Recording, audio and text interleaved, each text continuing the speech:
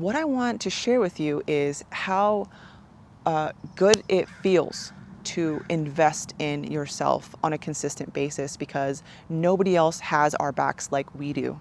So if we're monitoring what we put inside of our bodies, how we speak to our bodies, how we feel about our bodies, it's going to be able to move mountains for us. But it's hard to stay self-aware. It's hard to have that mental resilience, that mental clarity. We're constantly seeing things on social media or on our television, on the movies, that you can just get a surgery and things will be perfect. Nothing is ever perfect. Our bodies are always changing. They're always fluctuating. Sometimes it is hard. There's no perfect days. Sometimes it's hotter, sometimes it's cooler, sometimes you're just tired and you don't want to. But, finding what works for you, like for example, right now, what works for me, I'm doing usually 2 to 4 mile walks at just a regular speed every other day. Sometimes I do it every day. It just depends on what baby wants, if she wants to play and things like that. We've got that. And then I also make sure to lift 2 days a week, sometimes 3 days a week. I'm lifting heavy weights. It's for my bone density in my future. Like I want to be able to do the things that I love. I love to roller skate. I love to go for hikes. If I'm not able to do those things, then I'm gonna have to stay indoors more. Those are things that I love. So I'm gonna show myself some love and do what I can on my end to make that happen. Finding sustainable fitness habits is just it's super important, and I know they're going to shift. Like sometimes I'll lean on walking more, sometimes I'll lean on hiking more, sometimes I'll be lifting more. They're all different seasons and they all matter, but finding ways to not only be physical, but also adding that nutrition that's going to help restore my muscles, that's going to help feed my bones and my body and help my sleep.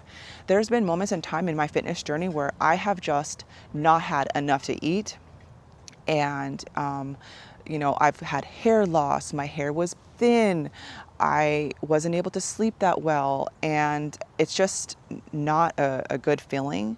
So I just want us to really cultivate a responsible, reliable relationship with our bodies. And it sounds so silly, you hear it all the time in fitness. It's like, this is a lifestyle and things like that. But it's a choice. And if you're going to continue to not invest in yourself and in your health, you're making a choice towards a life that you might not I don't want to say you might not enjoy, but it's going to be painful. I don't want that. I know, like, we can't avoid, pain and anguish and things like that that come along with being a human. I would just like to maybe have a little bit more energy, be able to touch my toes, be able to climb a mountain, be able to jump, maybe do some pull-ups when I'm older, stay on my roller skates. Finding ways to make a deeper connection with your physical health is just huge. And so that's what I was hoping to do today, in a sense of just talking about it's just not going to work continuing to pummel ourselves down into the ground and hate our bodies, and I'm going to earn a sandwich if I force myself to go for this walk right now. Like, that doesn't sound good. It doesn't feel good. How about this? I'm going to challenge myself. These are like the options, like, to me, what sounds a little bit more enticing. It makes me want to, take that action. I'm going to challenge myself today, and I'm going to push a 4-miler, and there's going to be hills involved, and it's going to feel freaking good. And once I'm done, it's just going to be so rewarding. So yeah, I'm going to try that out. And it's an inner reward.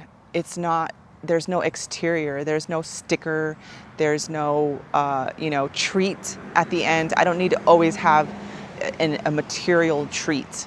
I want to be able to have strong legs. I want to have a strong back. Why? Because then it's going to enable me to do things with my family, the people that I love. And it's going to be able to enable me to continue to do what I'm doing. Right now I have a heavy tripod in front of me. I had to walk up some hills. I don't know if you, well, if I were to walk this way, there are some hills back here. Right now I'm in Irvine. I walked up hills to get to this shady park and pushing a baby on a stroller.